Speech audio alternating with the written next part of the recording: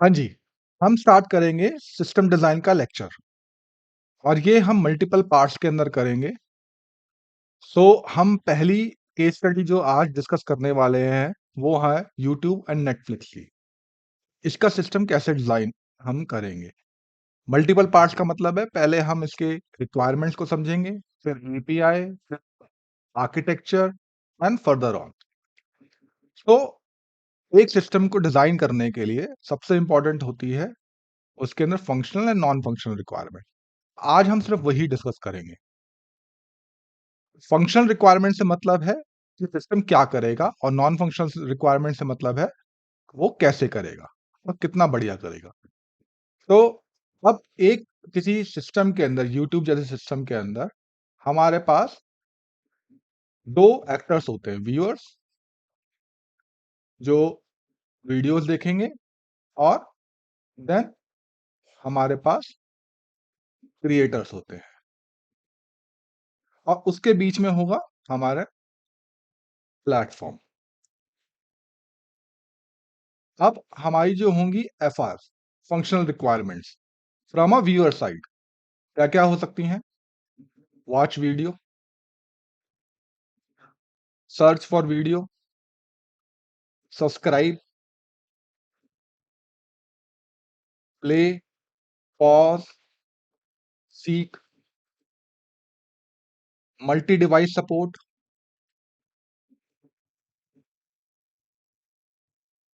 And adult content flagging. Right. So ये हमारी functional requirement हो जाएंगी। अब क्रिएटर के पास अगर हम आते हैं कि तो क्रिएटर की फंक्शनल रिक्वायरमेंट क्या क्या हो सकती है? वो रजिस्टर कर सकता है, वो वीडियो अपलोड कर सकता है, वो अपना वीडियो का टाइटल, डिस्क्रिप्शन और टैग्स ऐड कर सकता है, और उसको नोटिफिकेशन आ जाए आफ्टर अपलोड। हम लेक्चर के पर्पज से इतनी ही फंक्शनल रिक्वायरमेंट्स अभी हम लेके चल रहे हैं। तो हमें जो करना है, जो मेजर पार्ट है हमारा, वो है नॉन फंक्शनल रिक्वायरमेंट, जिसके बेस पे हम अपना सिस्टम डिजाइन करेंगे। पहले व्यूअर साइड पे आते हैं। तो व्यूअर साइड पे पहले हम कैटेगरी बनाते हैं लेटेंसी की। ओके। तो लेटेंसी के अंदर हमारे पास क्या क्या हो सकता है? राइट। एक हमारा जो सर्च है, right, that should be less than 400 millisecond के अंदर हमारा सर्च हो जाए। लेकिन ये हमारा जो यूज केस होगा, P95 होगा। राइट। P95 का मतलब है 95%। ओके। देन हमारा एक हम सर्च लेके चलेंगे जो कि होगा लेस देन 800 मिली सेकेंड। इसको हम लेके चलेंगे P99। अब देखिए, जनरली क्या दिखाया जाता है कि जीरो बफरिंग होगी, लेकिन प्रैक्टिकल पर्पज से जीरो बफरिंग कभी नहीं होती है। तो हम ये लेके चल रहे हैं, हम एक प्रैक्टिकल थोड़ा सिनेरियो लेके चल रहे हैं जो रियलिस्टिक हो। राइट। कि 95% अंडर 400 मिली सेकेंड्स, और 99% under 800 milli seconds.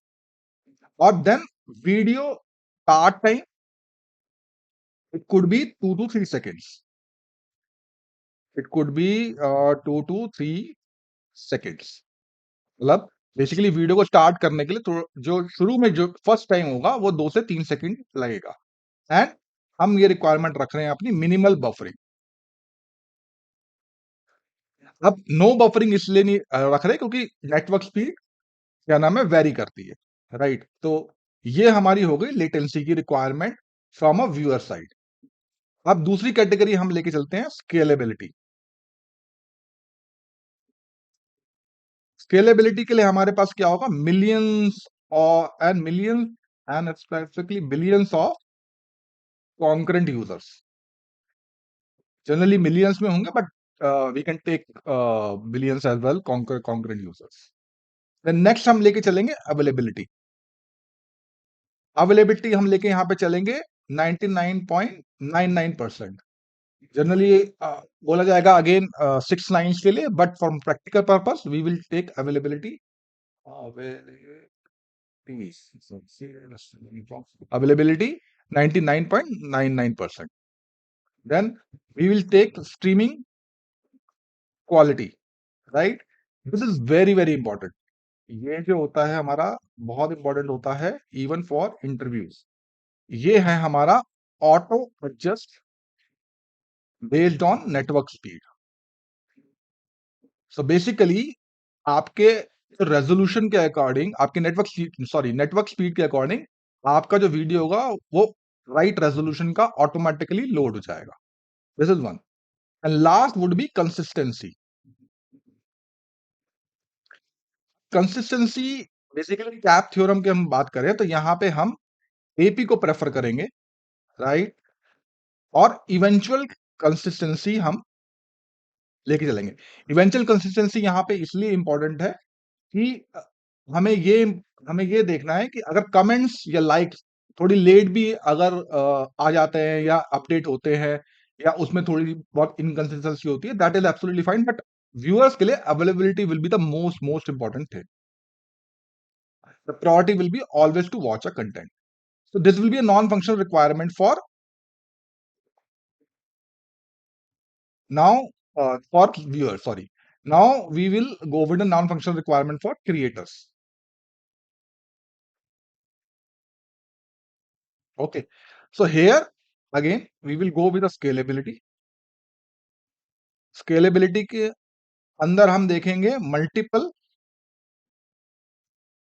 uploads at the same time. Sorry. At same time. ठीक है. And large files. It could be GBs. Under multiple GBs. Okay. So that is our scalability part. Then we will talk about reliability. Under reliability, there should be no data loss. Okay. And there will be a petabytes of storage to scale. Then we will talk about security from a viewer side. Sorry, creator side. That it will be only creator can modify or delete, and no basically unauthorized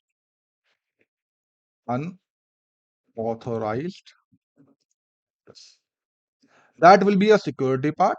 And lastly, here would be a consistency. Here we will prefer consistency. CP will be preferred here because generally the creators are not here to watch the video, they are here to create the video, right? So consistency will be preferred. Upload should reflect reasonably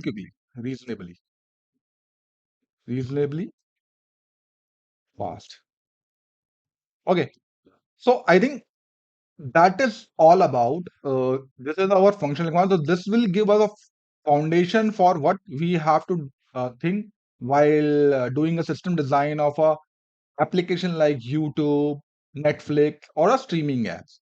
In next video, we will discuss about more about the APIs which are required to be here, and then we will move further. Thank you.